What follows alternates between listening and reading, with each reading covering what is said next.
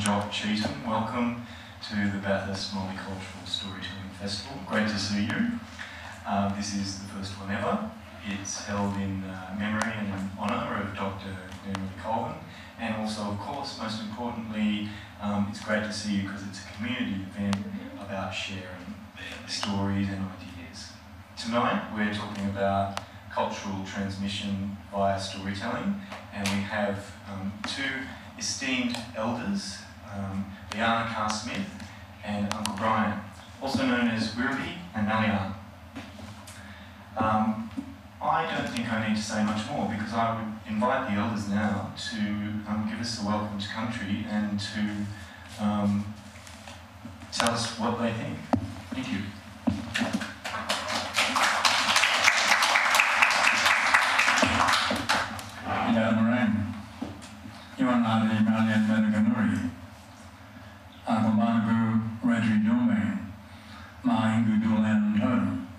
And of course you all knew what I said. So it's good day. My name is Marianne. I'm from the Wiradyuri clan. I welcome you to Wiradyuri country. We are the people of the Goanna totem. We also are the people of the three rivers, which is the Kalari, the Wiradyuri and the Womble. So that borders all our place. But what I'd like to say is welcome to this place, which is in the shadow of Wiradyuri. So it pleases us to be here and for our ancestors to sit with us and sit with you to do our presentation.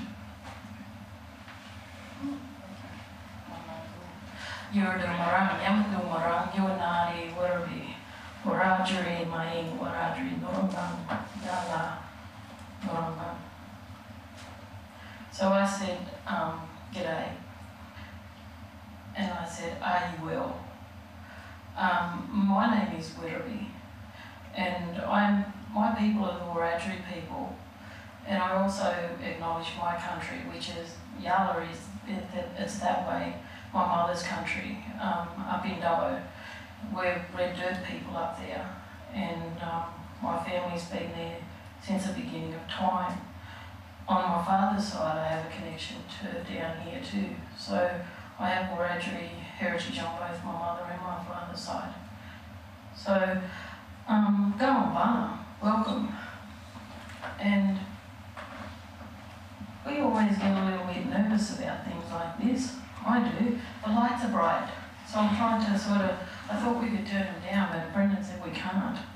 And then we just got some instructions about not tapping because there's mics in the floor. So when I get a little bit nervous, I tap. So I'm trying not to do that either, Beck. She's listening over there. Anyways, this is a Q&A session, and we're going to share a bit of our Wiradyuri heritage and a bit of our Wiradyuri culture, and we're going to try and answer some questions, and we'll do the best we can. But before we start, we just wanted to put in apologies from one of the other elders, which is, his English name is Bill Allen, and he was going to come up and do the dreaming story, share our dreaming story of Wiradyuri, because the university sits in a place that is important to Wiradyuri people, and it sits at the foot of Wiradyuri, but this sat on our songline, and a part of our connection to this place is it was a preparation site. And so even though it's a university now, before it was Charles Sturt, before it was Mitchell College, it was a learning place for our people too.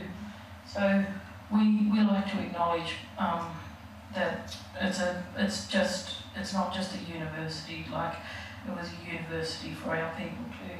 So it's a pretty special spot where we are. And we're going to play a little bit of the dreaming story of Wiradyuri, and then we're going to explain a little bit about Injamata Oye, which is Wiradyuri law, and just give a few examples. And I said to Jockey, he asked, can we talk for 10 minutes? I think I'll talk for 10 minutes myself. Anyways. You're welcome. Yeah, I'm ready to play that. Is there any more intro you'd like for it? Right. No, I think it should be right. It'll be. Yeah. Okay.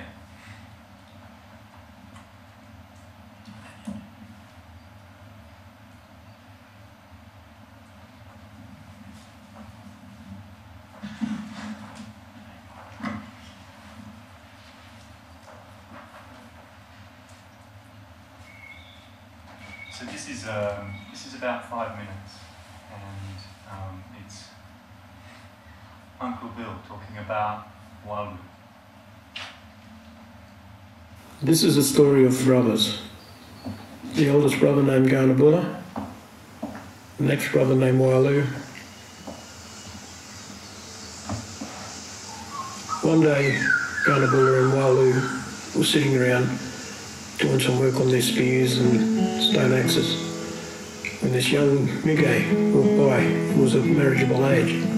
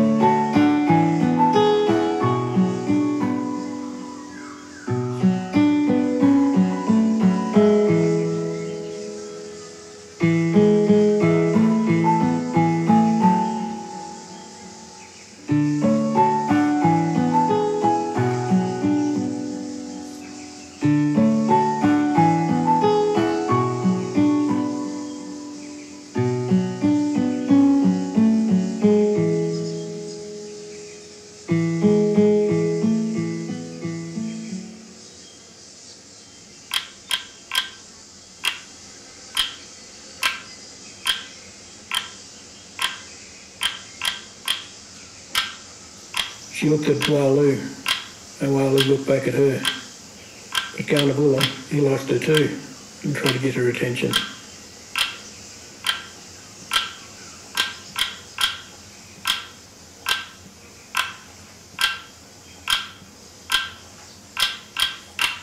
So the young Migay walked past them.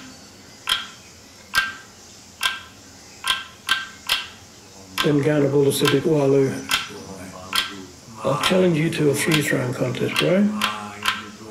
See who gets that young Migay there. If I win, she's mine. If you win, she's yours." Walu thought about it and said, "Yeah, all right then. Let's have a go."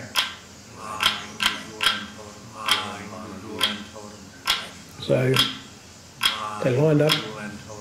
Walu standing by his older brother, Garnabulla, who stepped up to the mark first. Garnabulla threw his spear, just missed the target. So Walu gets up, has his throw.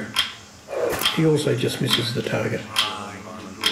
So Garnabulla makes for his second attempt, looks at the target and throws and just slightly goes past it. Walu stepped up for his next throw. He looked, threw the spear, and saw him through the air and just fell short of the spot target. So Garnabulla looks at himself, looks around at Walu and thinks to himself, "I've got this now, I can look at it." So Garnabulla steps up, throws a spear, and he just catches the edge of the target. And he turns around and says, "Now, let's see how good you are, little brother." So Walu stepped up, looked, checked the wind, threw his spear, and bang, hit the target dead centre. And Walu was so happy with himself, before he could turn around to say anything to his older brother, Garnabulla came up behind him and struck him in the head with his bundi. Walu fell to the ground. Blood started coming out of his head all over the ground. This made the ancestors very, very angry, because they'd sensed that what had happened. So they made big cracks open up into the earth, and out come all this lava, which covered over the body of Walu. And to this day, when you look at Walu, you can see our Walu laying on his side where his brother had struck him and killed him. And this is a story of jealousy and hatred and having something that you know you can't have, and that's not right. So this story tells that of those two brothers who had that fight and one died.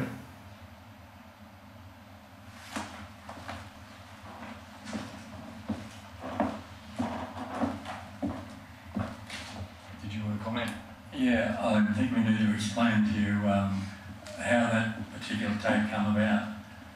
We were engaged to do the opening for Art State that was brought to Bathurst from Lismore, and the music and the chanting was me actually, so I couldn't take part other than that. But the music was when one of our young ladies danced the dance of Walu, so it was an audio and visual presentation that actually had a great audience, and we thought that we were going to give you another tape, so we've given you the one that was played when the young lady was dancing. So we were sitting here thinking, wow, we've just sort of got a double early here. It was good music, great chanting, I appreciate it. And, but the story is part of our dreaming story, and that story is about Walu, the mountain, how it came about, how things happened there, and how it is today. So in telling the story, we're telling the story of a little change to the mountain, but since then no change at all. So the dreaming story of Walu will never change from here on. So once you've heard that story, there's no other version that we can tell you. There are different versions for different levels of people to hear, but that's not at the general stage of life. It's about our young men and our other elders who are brought into that next phase of our cultural learning. So I just thought I'd like to share that part of it with you. Please, Ruby, go ahead. Did you have any reflections or? Yeah, so last year when we had Art State, we had an opportunity to showcase like the arts in our community, and it wasn't just about Aboriginal art, it was about the art that, you know, and the different artists and the different mediums of art like in our community. So we were asked to participate in the opening ceremony and also the closing ceremony, and we worked really closely with as a part of, just to clarify it too, we used all local people because we wanted it to be a local production. So we worked with local people to actually be a part of it. So in the Aboriginal community, we used all of our kids, and we were blessed with having the knowledge of a local production company too, and you know, through their expertise, we were able to put this together. And I actually work down in Sydney now, and I was coming home about a month ago, and I ran into these people, and there's you know how many people live in Sydney, and they spotted me at Central, and I didn't know who they were, and they said, "I know you. You're that girl from Bathurst." I was like, "Yeah, okay." Like millions of but they said, "We came up there for Arts Day, and we remember what you did." And so that was the story. So that's amazing, isn't it? The impact that doing something locally and, you know, maybe not huge can have. People, they spread and they come back and they remember and they recognise. Would you mind introducing what we're talking about tonight? Maybe since you've got the mic, Ruby, you could start. We're talking about cultural transmission via story. Do you have any introductory remarks or reflections upon that? Yeah.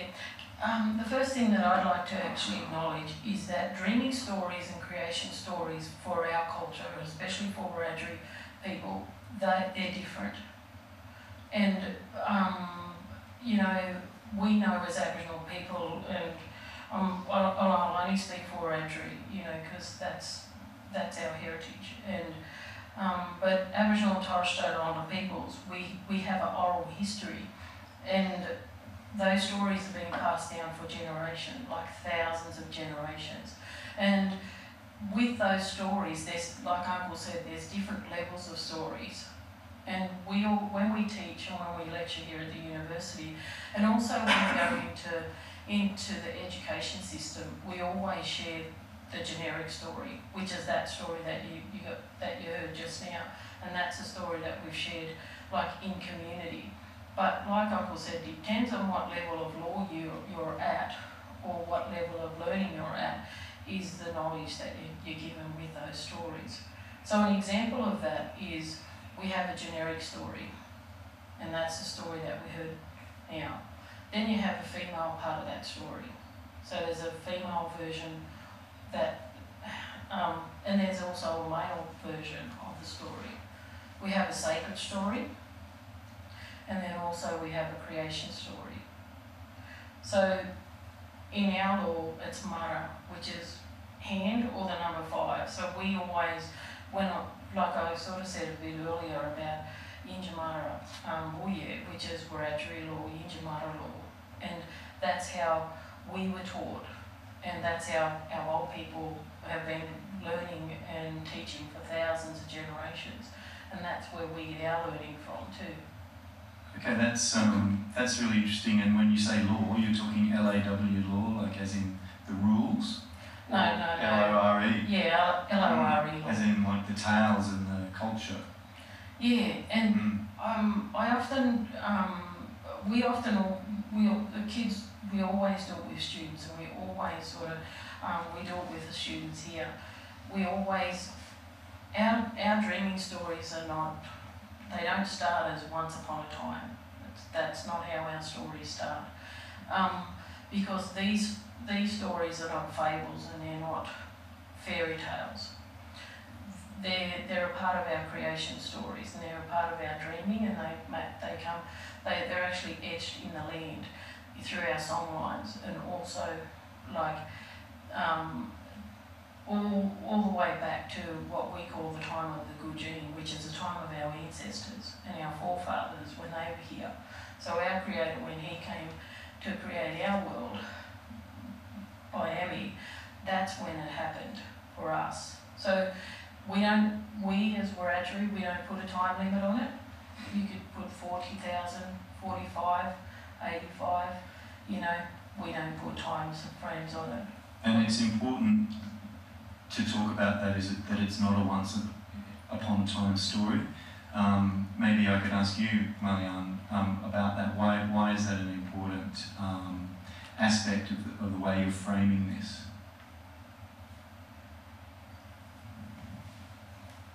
Most stories start for young children about once upon a time there was. When you hear our stories, they're about places, real places, places that exist along the songline, and those stories are told to demonstrate the importance of that place, also an event that happened on that place, and also there's a lesson in all our stories. But the one we just heard from Dinnerman was about two young men fighting over a young lady, and I guess it's about what happened to that, and that's why we talked about this men and women's story in relation to that. What happened? Everyone says, what happened to the young girl? This was the first question we got after that presentation. What happened to the young girl? She didn't get married, so she went home. The two men that she was being courted by finished up turning to stone. So there was no use to staying around. She had to move on, so she went home. And that's the simplicity of the whole thing. Had things worked out differently, and she would have married one of those young men. And the one she chose, of course, would have been the most handsome, strongest warrior, and all of those things. But the story is about a lesson about, don't wish for things that you can't have, or don't fight over the things that you can acquire. There's no need in fighting over it, and those things will happen normally. So we don't encourage that war-type fight about young ladies and this sort of thing. That happens in another world, not our world, unfortunately, or sometimes fortunately. So we talk about once upon a time. That is about once upon a time there were 3 bears. It's not about once upon a time there was a mountain with 2 warriors and a young lady, because it was the very time and that was about the place, and the story lives with that place, but the story is perpetuated by the place still being there. That's one of the issues we always have. If you remove the place, you negate the story from our point of view, and how can we tell a story about a place that's not there? So the preservation of all of these places is the primary importance in terms of our culture. That's why we are responsible for looking after those places, responsible to make sure they continue in their place in the songline, and that we can visit those regularly, because there are other things that happen there. We go to Walu to do ceremony.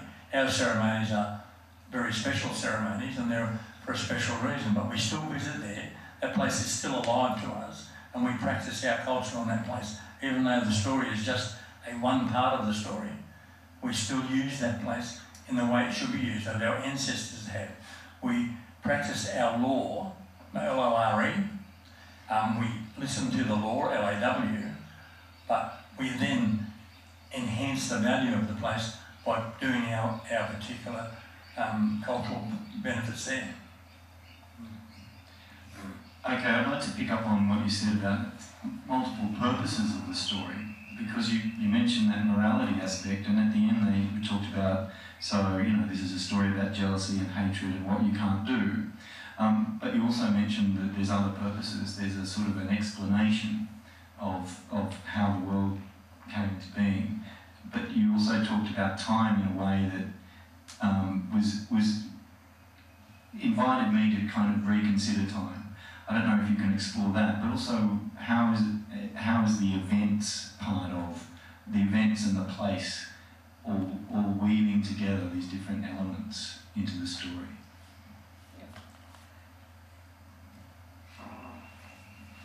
Okay, we talked about the songline, and we spoke about Walu and Yarnabulla.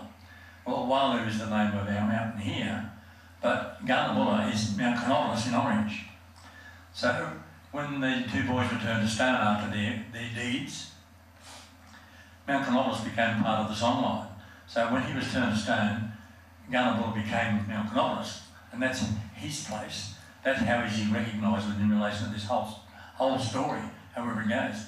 I must add that I can't tell you the whole story because we haven't enough time and the reasons why, but there's a third brother, and that is another level of that story that very few people have learned and heard.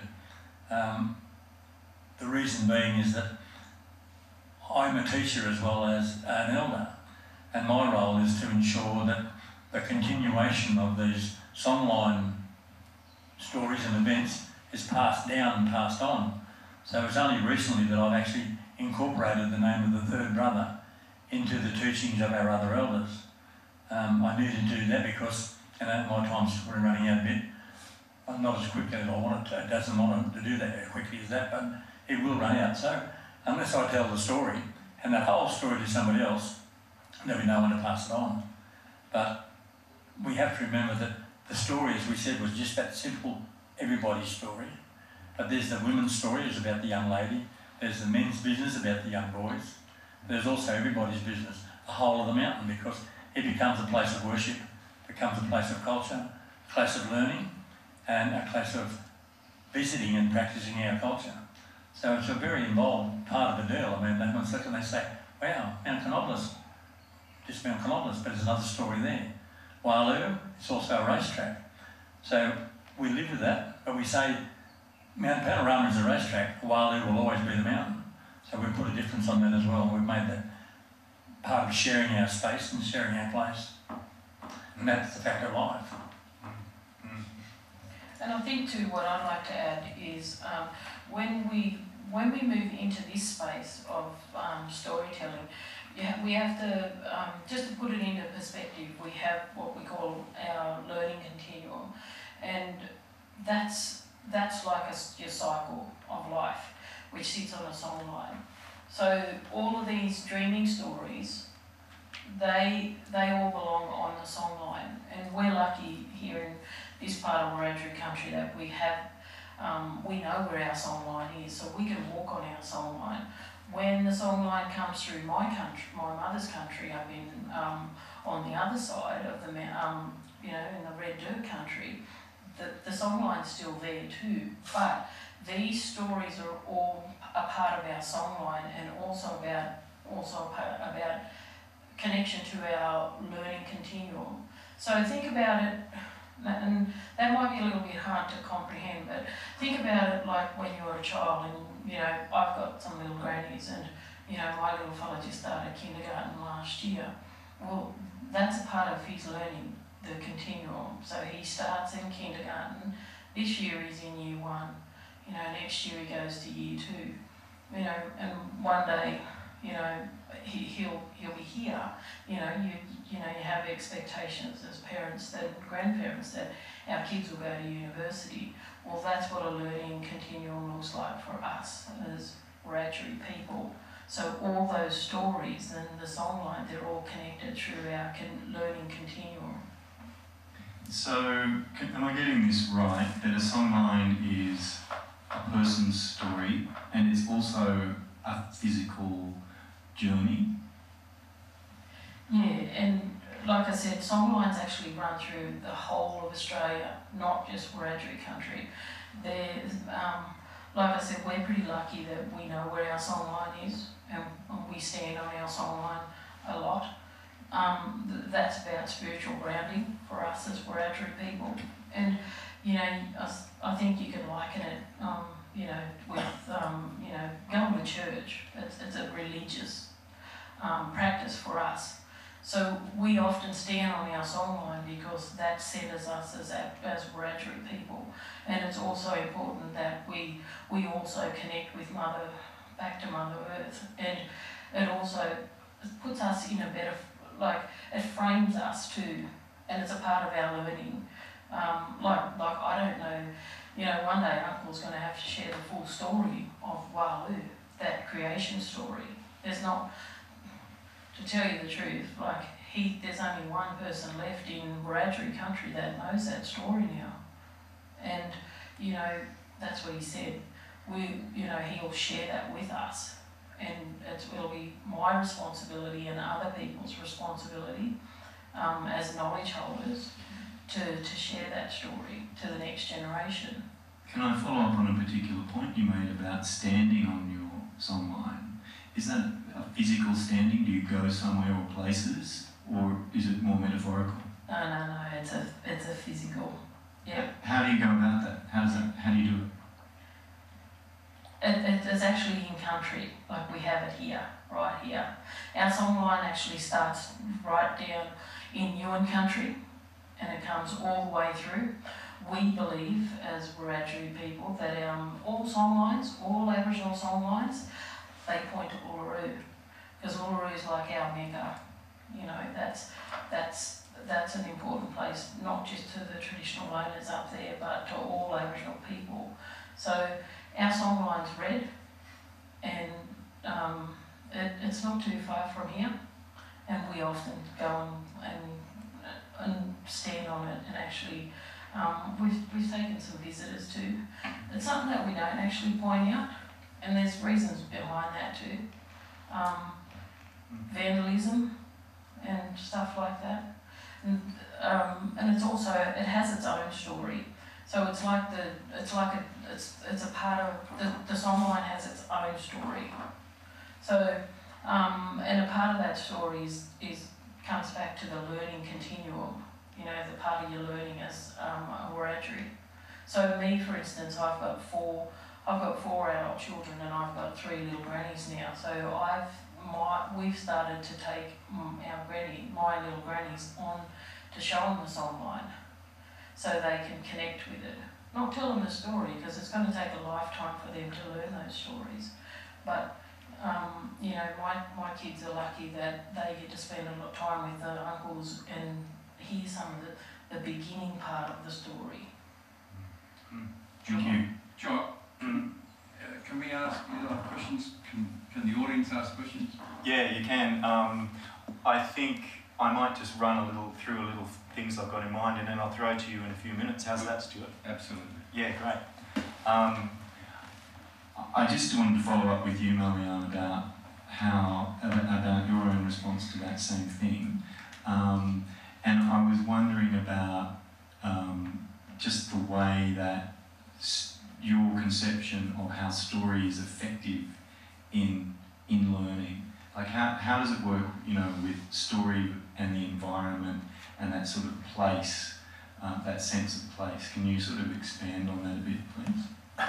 Yeah, I guess songlining's hard to explain, but I guess the best explanation that I can give you that I heard a long time ago from Professor Dodson, and he was speaking at a reconciliation gathering down in Wollongong, and he had a lot to say, but the thing that impressed me, and the one that really made reality to the whole thing, was the fact that every Aboriginal language group is linked on the songline.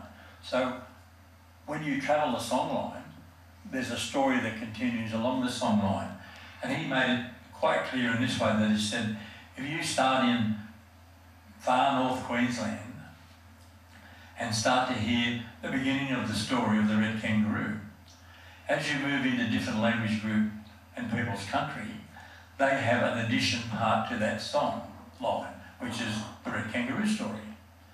Unfortunately, because of, we call invasion, or whatever you want to call it, and let's not go there for that, other than that fact, the attrition of language groups meant that their part of the songline story of red kangaroo can't be told because they're not there with that part of the story. So he lamented this fact, that no matter where you travel in Australia, down on the north coast area, right, coming down to New South Wales, there is no way ever in this lifetime that you will ever again hear the story of the red kangaroo. So you have to remember that it's like a continuum of a story in different places, and each place has part of that story. Until you travel through those places, you'll never understand the full story. That is the songline. We said the songline started in Wiradyuri country, which is down on the Victorian border, and comes up all through the mountains and through.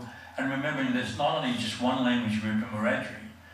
Actually, from memory, from Bathurst to Cowra, there's about 5 different Wiradyuri language groups. They speak a little bit different to each other, like having a lisp or an impediment or whatever you want to put it. But there's that very subtle difference about their language. But within that is the story of what they do in relation to their part of the country. So you really need to travel along the songline to find out the continuum story of Wiradyuri people. Thanks for that. I just want to add like a local story that that relates to that we use as an example for the red kangaroo story that Professor, Dodson spoke about. So, is our dreaming story of the Wiradyuri, which is the platypus. So the platypus story belongs to about 7 different Aboriginal nations, and it starts all the way up in Wiradyuri country, up in a little place called Garuga, or there's another community that's a bit closer, Walgett. Now the dreaming story of the Wiradyuri starts there in a beautiful spot called the Narran Lakes. That's where it starts. So the Wiradyuri people, they're a clan group of the Gamilaraay, and their story, their focus on the dreaming story of the platypus is the beginning part of the story. That's their dreaming. It's all about the beginning part of the story. Now, as the story comes down here, because her resting place, a part of that dreaming story, she comes here to Bathurst, and she actually dies here in Bathurst. But as she comes through all the different nations, so over near Kanimbul, which is Waywin country, they speak and they tell the story of the middle part of that dreaming story. So it's the same platypus story, but their focus is the middle part of the story. And then as Wiradyuri people, because her resting place is here and she dies down here, and we focus on the end part of the story. So we actually we have like 7 in between, all the way from Garuga, all the way down to Bathurst. There's a lot of nations that have that dreaming story, but they all have a different focus, which comes back to our songline. So, like I said, we here in Bathurst, the Wiradyuri here, the eastern part of the Wiradyuri country, our focus is on the end part of the story. Can I just ask, before we throw to the audience, a quick follow-up on that? Why divide the story? Is there an inter-group purpose to that, or what's the reason? No, the story's not divided, it's one big story. Mm-hmm. And just to clarify, it's a part of the creation story. So, creation story, those stories were given to us by the Creator, but we all have dreaming stories. So we have those 3. You have like 7 different nations that focus on different parts of the story, which sit on the songline. It's very complicated, and it's hard to, sometimes it's hard to I think I am getting it, you are explaining it very well. Because what's happening is the story is moving through space, through locations, through geography, with the people who tell it there, and then it moves on. So as you say, it's not divided, but it continues through the land. Is that part of it? And before these old fellas get too old, not me, because the hair dye still works.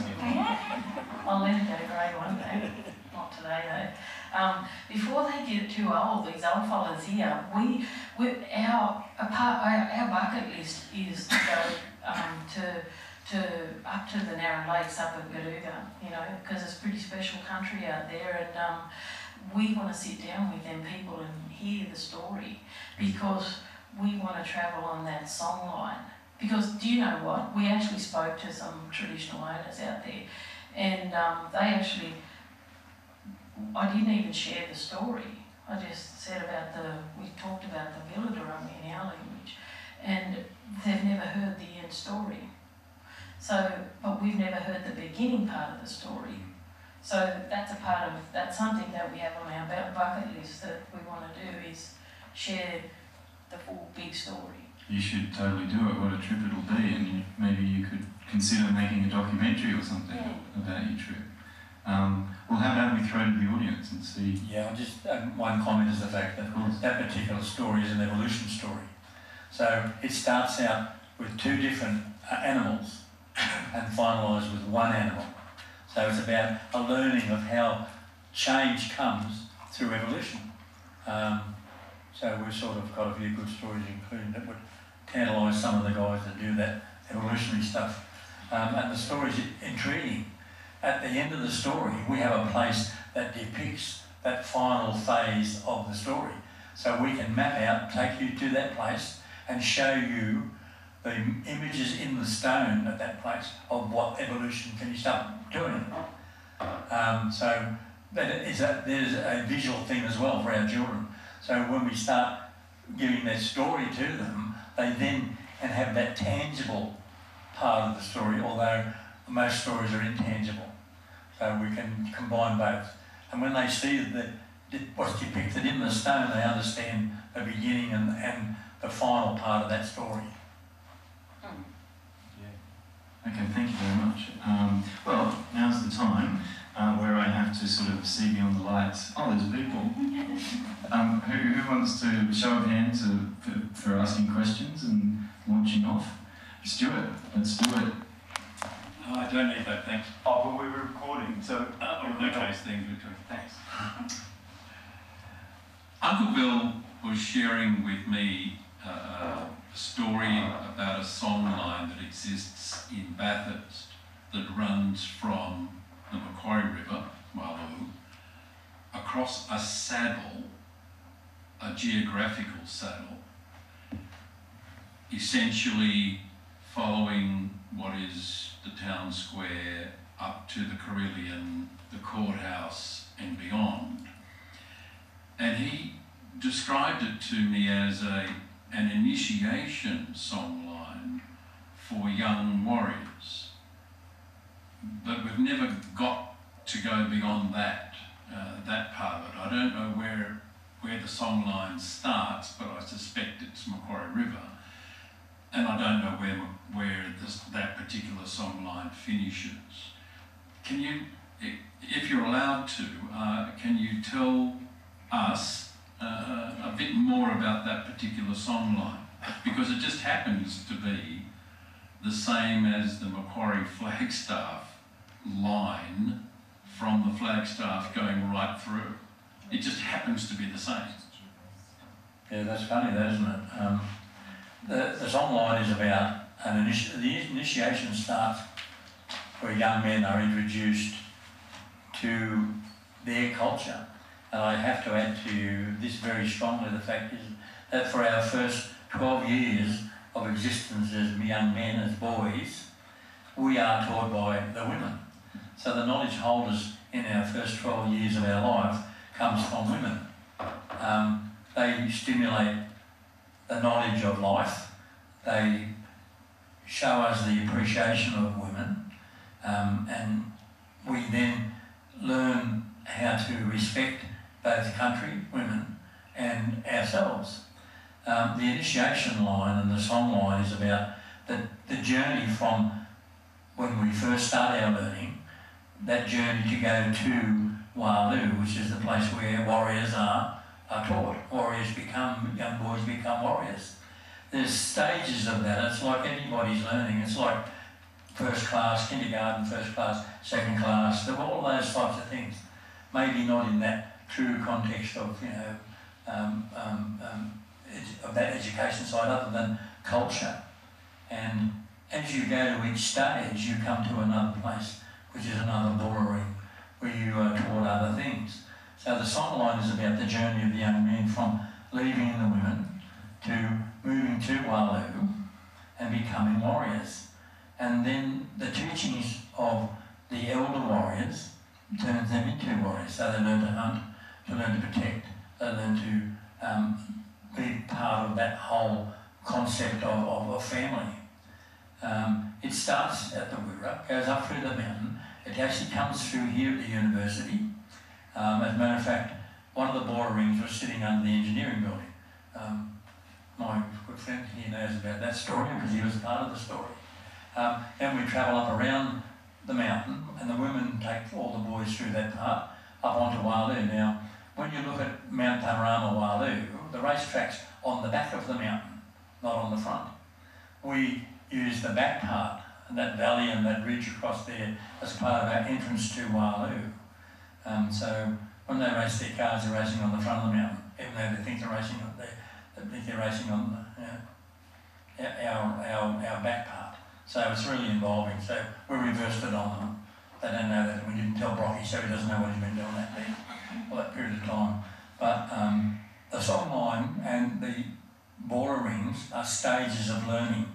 Each time you go to a place, you learn more about your cultural responsibilities. You learn more about the law, both L-O-R-E and L-A-W, and that's part of the learning process. So it's like reading, writing and arithmetic, for want of a better word. And each of those things come in stages, so you don't get it all in one big hit. You don't become a warrior overnight. Some young men don't even get to the stage of being initiated as warriors. So it's not a given.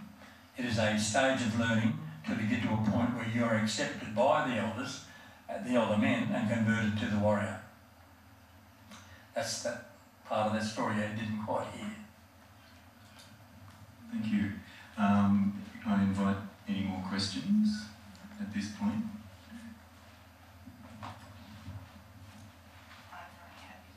Hold it close. What is the path for females? You said that males diverge at the age of 12 or so to the warrior's path, but what is it for females? At Wiradyuri, you talking about? Yeah. So there is a place that we know that Wiradyuri is that is a young man's initiation place. That's what it's translated to in English. But in saying that, like Uncle's already said, where the circuit sits now, that is the back part. Like our front entrance is at the other side in Hen and Chicken Lane. And a part of that is we would hand over as mothers and aunties and grandmothers, the women would hand over, they would take the boys up there, because that's what they are, they're boys, until they're initiated, until they go through the ceremony. So there is a place up there where women went to, and so there is a women's area up there where the young boys were handed over to the lawmen, and that's as close as we got to that ceremonial place. But in saying that, it's always confusing when we always say the front part. When I say front part, I mean the other side, Hen and Chicken Lane. Where that is, there's also a women's area in there too. And that's part of the sacred, like, remember the 5 parts of stories I said, and the women's story? That's a part of that dreaming, that story of the Walu story. And the other place is also where the celebration area. And, you know, for, that's where we had inland sea sounds. So over where we've had inland sea sounds for the last few years, that is our celebration site. That's the place where everybody gathered. So there are areas up there where women could go to. It was nowhere near where the men were doing men's business, but there was a place where young boys were handed over to become initiated into manhood, and then we would make our way around to the celebration site. Thanks. Can I just follow up on that, please?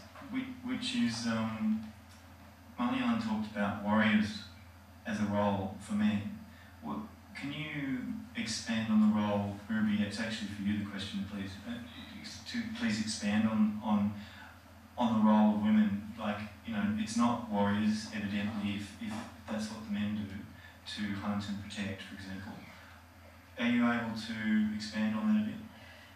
Yeah, I think too, and I think that's an important part of the Walu story, is people, I think, and it's probably just a generalisation, I think, for my thinking, is that we as Wiradyuri people know that Walu is a young man's initiation place.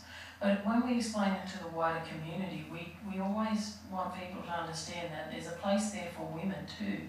Because on our song lines, there's women's area and men's areas, and there's also the together space. So the coming together space. And that here, the best example of that, like I said, is where we have inland sea sounds. That's a celebration site. So that's where we would go to. But also a part of that celebration site, you know, lots of other things happened there too. You know, the old people spoke about law, and we also had an area where remember the young Migay, the young girl, the young woman, who in the Walu story, like, you know, that was the big fight about the 2 brothers liking the same girl. But over in the celebration area, there's also a place where young marriageable women would gather. So it is a men's place, but there was also a place there for women. So, you know, I remember last year after we did Heart State, and we got all these questions from different people, and also after Inland CSE, you know, people always ask, what happened to that young girl? Like, and the story wasn't fair, and can you change, like, is that how the story ends? And he's like, yes, but there must be another part to that story. And it's like, and we sat down after and we had a debrief, like all of us together, and I said to Uncle, there's another part to this story that we forgot to tell, and that's the part of the learning continuum that I spoke about, and I would like to share the story of the women's area and also about that young girl, because like Uncle said, she ended up with nobody.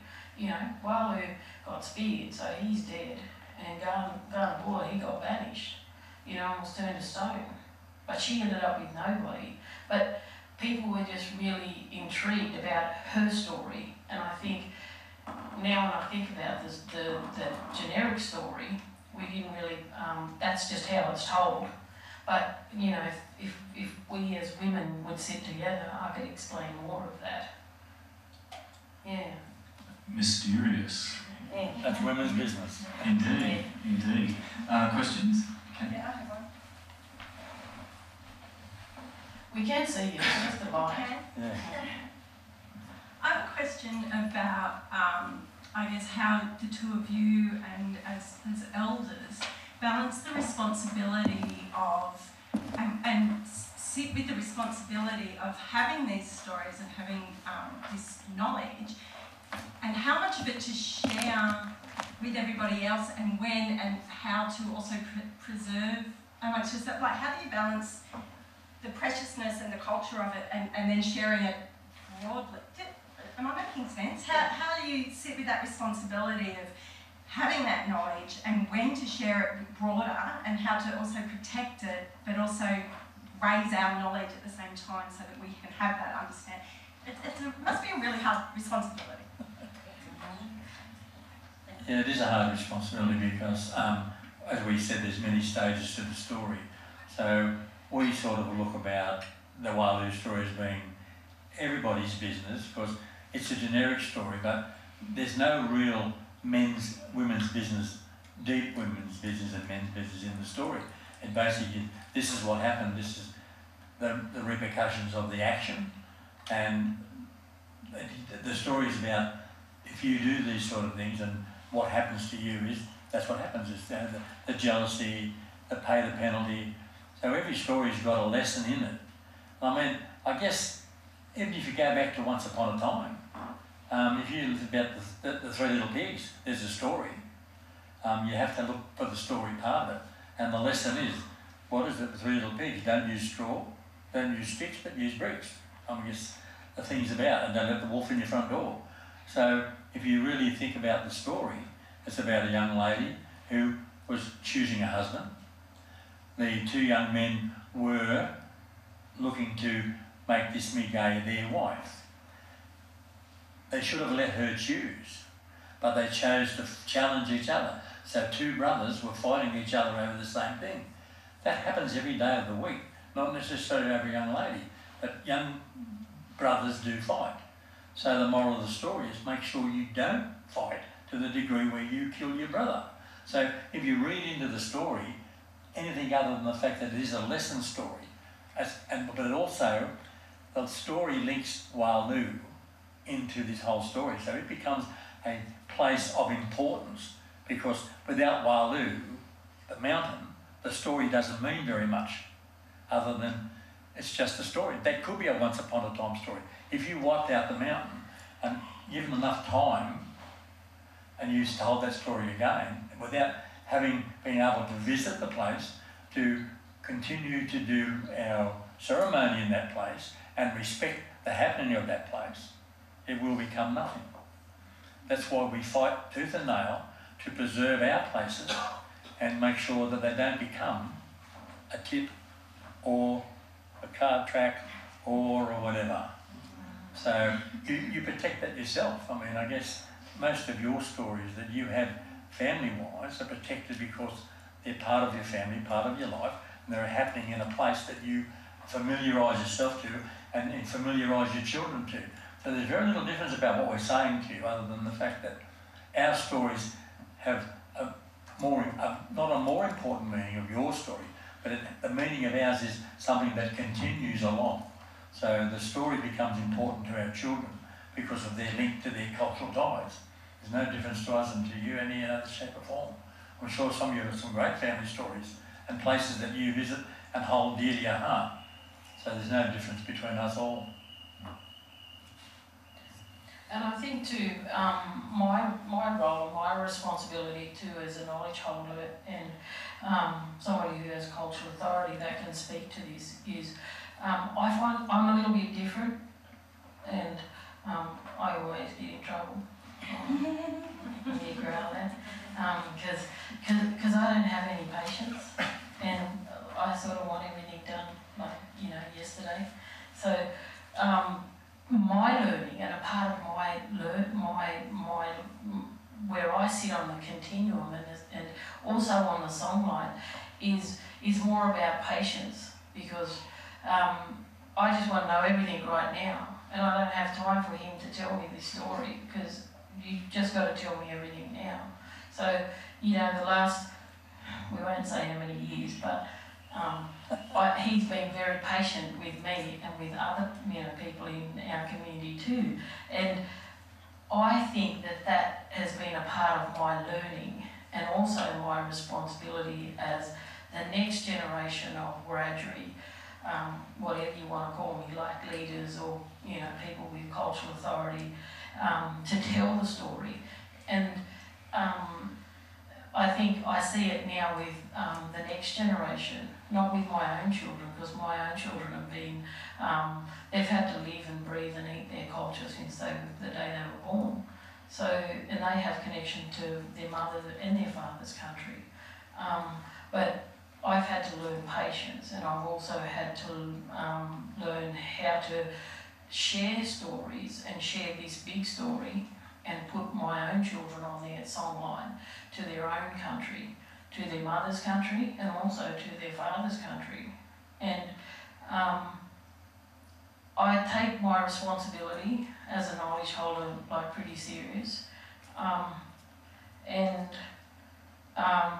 I have to honour my ancestors in the process, and I also have to, like, I think honour the journey of where we go to, not only as Wiradyuri people, but also as a nation, and because there's lots of things that in our world where we live here, you know, in Bathurst, New South Wales, Australia, that's not just going to affect us as Aboriginal people. That's going to affect us. It's going to affect us all as Australians. And I think one thing that I've had to learn is patience. So I hope that I've done all right. You're doing well. Can I see if there's any more questions? I've got one, if no one else does. Uncle Bill, you're 74. It's not a secret anymore. Out there now. Yeah. So you were born around 1945, is that right? 44. 44. Okay. So can you tell us where you were born and what it was like growing up there? Wow. Yeah. This is like the old story of the life of Brian. He's already been written. I guess I was born in Canowindra. My father, my grandfather, was a son of a Wiradyuri warrior, who was a warrior and respected, but also there was the colonial side to our life, which was a man named Grant, who was a Catholic convict who came into New South Wales, finished up this is long story short, first constable of Campbelltown. So go figure, I tried to kill my landlord, now I'm a constable in Campbelltown. Then he progressed with Redfern, who became the first surgeon. He became his caretaker of the properties that Redfern got, and then in doing that he got the favour of a lot of other people. He was Catholic, there was no Catholic churches here, so he made his life around Redfern and through Wiradyuri and Cowra and Canowindra, and he named his property after there called Wiradyuri, which was my tribal boundaries. But also he was in Hartley, so across the system that he was the father of Hartley and the father of Canowindra. So he finished up the richest man in the colony, richest Catholic in the colony at one stage, but he left us nothing other than the fact of the name. So my Aboriginal ancestor was Wongamar, who Grant declared the king of the Wiradyuri. He gave him a goget with all of those things. Wongamar, king of the Wiradyuri, Back Creek, Lachlan, all of those places. So I started to learn my culture at that point from my grandfather. And he instilled in me the values of being Wiradyuri and the values of the country that he was born in. And then he passed it on to my father, and then my father passed his learning on to me. So some of our family didn't actually aspire to be recognised as Aboriginal, and you can imagine in that time around those early years of the 1940s plus, it wasn't a really good thing to be Aboriginal. So I sort of thought, I have to be who I am, but I have to aspire to the fact that I'm proud of who I am and let people know I'm there. I've had a lot of jobs. I started out at the age of about 12 loading wheat at a produce store for £5, 2 and 6 a week. So I used to lug these big bags of wheat and millet and all of those things, and that created character too, because I earned money and gave it to my mother, and she left me with the 2 and 6. So she was a very, very generous woman, because she fed me the rest of my life. So I didn't do well at school. I was like probably most typical Koori kids, that I like to walk and do other things than learning. So I took odd or menial tasks, and when I turned the age of 18, I thought I could change the world. Who doesn't at 18 years of age? When I turned 19, I decided I was going to change the world, and I joined the New South Wales Police Force.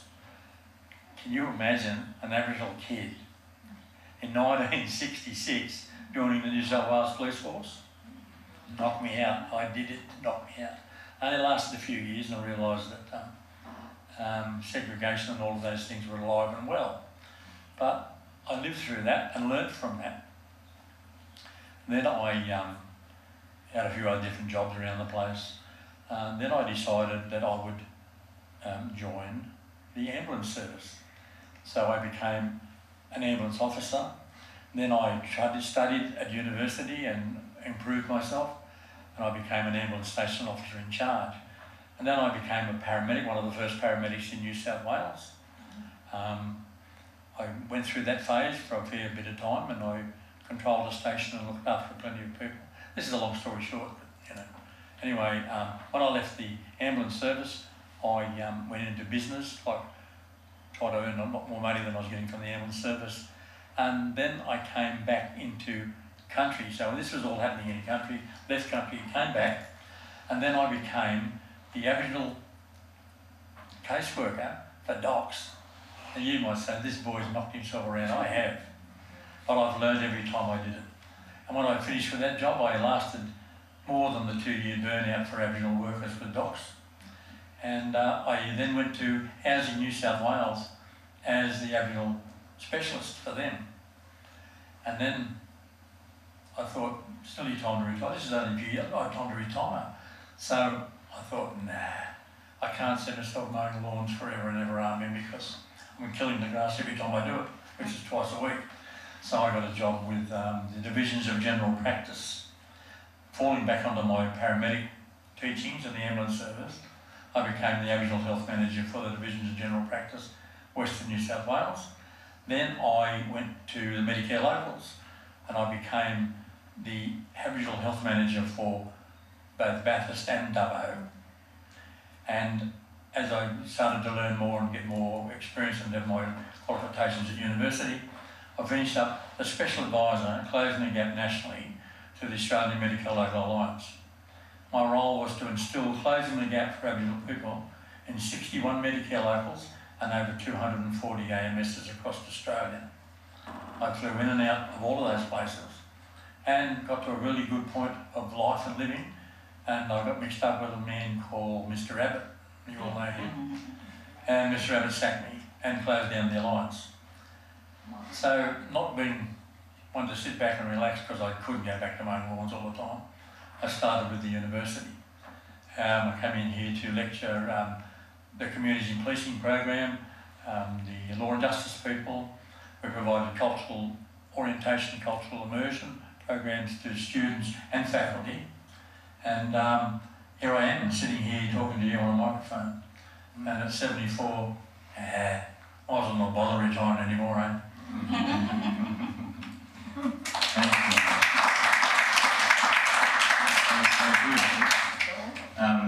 Ruby, can I have a twist on a similar question rather than you're younger, so it wouldn't take as long, but that'd be fine. That was a great story, thanks, Uncle Paul.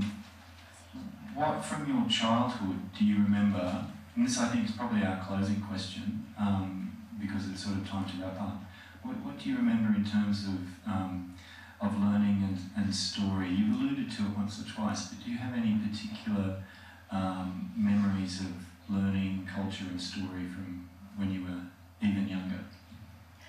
Yeah, I think my story's not as long as Uncle's, but I always love listening to that story. But I think for me, I grew up with my grandmothers, and my great-grandmother was 103 when she passed. So you can imagine what sort of knowledges she had when she was here. And I remember I told Uncle this because Uncle knows my family, and there's about 300 like the direct descendants of this whole girl. There's a lot of us because we're a bit Irish too. So there's lots of us, and I was the only one of the grandkids that that got caught doing things for this old girl.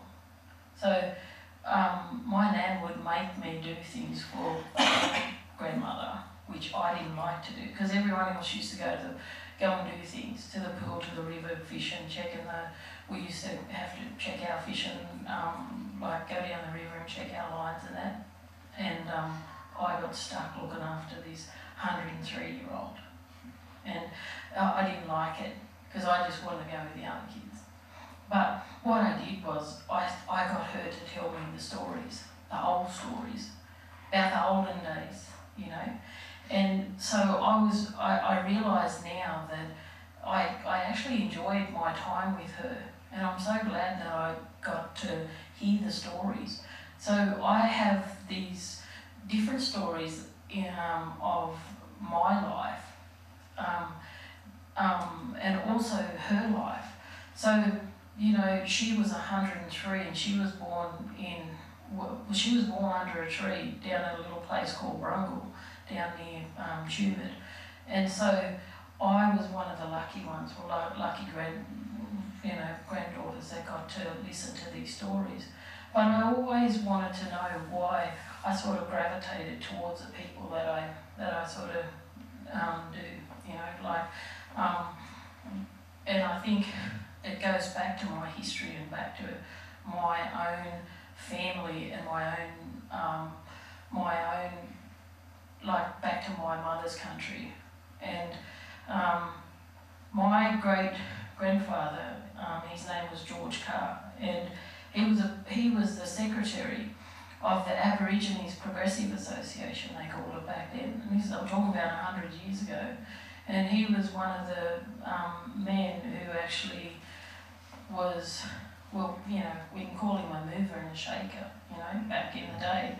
And, the day of mourning back in 1939, well, my grandfather was the secretary of that association.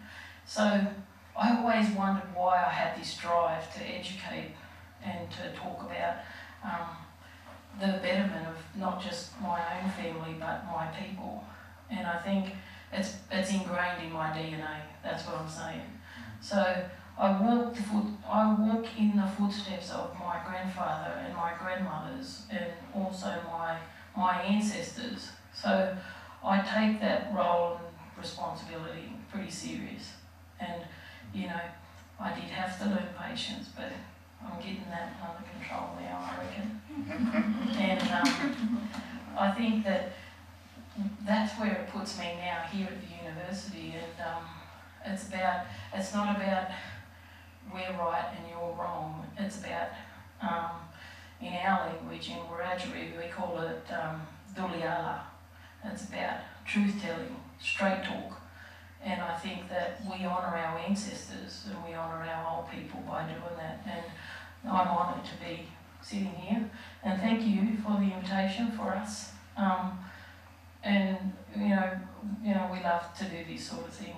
And manangu.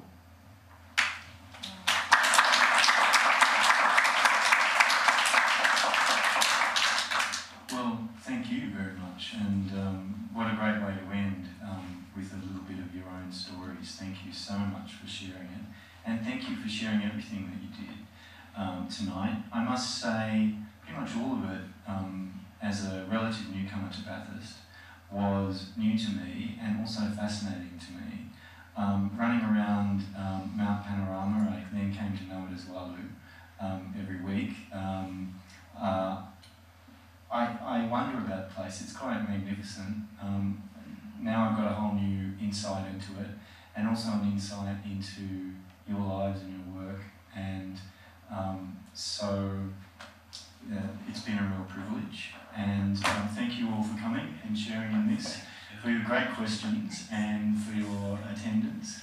I think we can call it a day, and once again maybe we could put our hands together for Leanna and Ruby.